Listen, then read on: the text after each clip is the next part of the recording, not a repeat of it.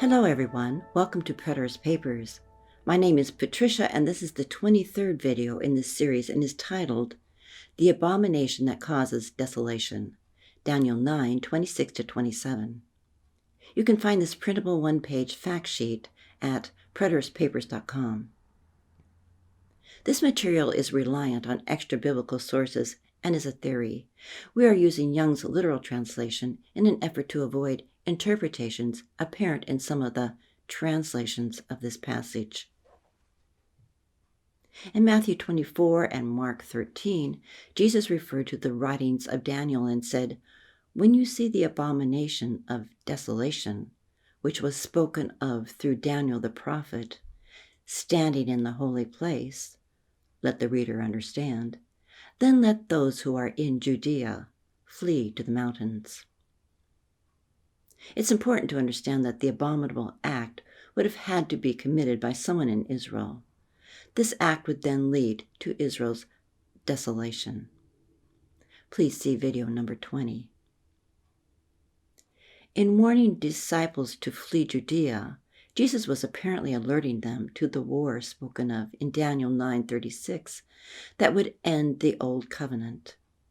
In early AD 67, Vespasian, the general sent by the emperor to put down the Jewish rebellion, gathered his forces near Armageddon and swept into Galilee, camping outside cities to warn them to surrender or they would be destroyed.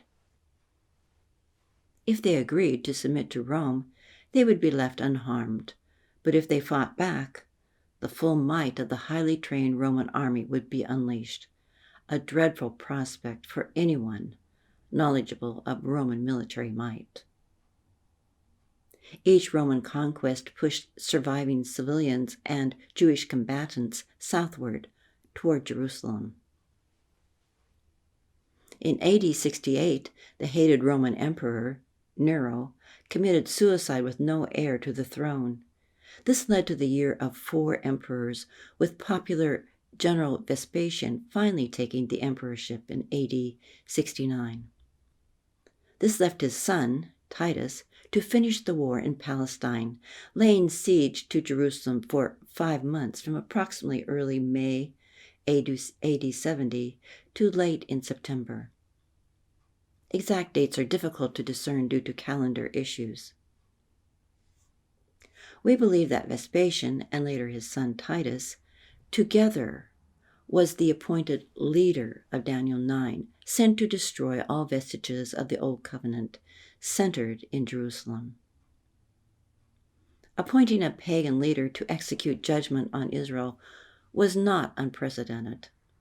In Jeremiah 25:9, we see Yahweh calling Nebuchadnezzar, the king of Babylon, my servant, in his campaign against Judea.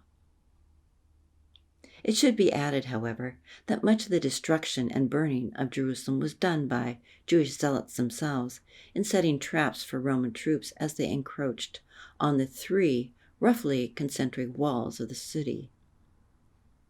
Zealot factions also fought fiercely for ascendancy against each other and burned their own food supplies for strategic reasons, which led to staggering levels of cruelty, starvation, and even cannibalism.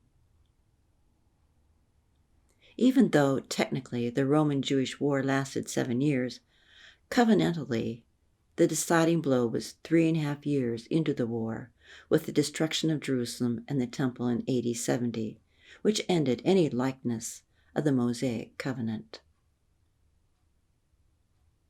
We encourage Bible students to read Josephus, The Wars of the Jews. Helps are given in Preterist paper number 26 to get started. Also, Josephus, The Essential Works by Paul Maier may be of interest. The more Bible students understand the cultural, historical background of the New Testament, the more we can reach understanding regarding certain passages that are thought to be future to us, but are really in the past.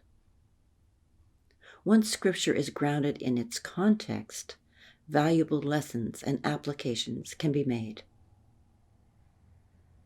Thank you for joining us and hope to catch you in the next video. Shalom.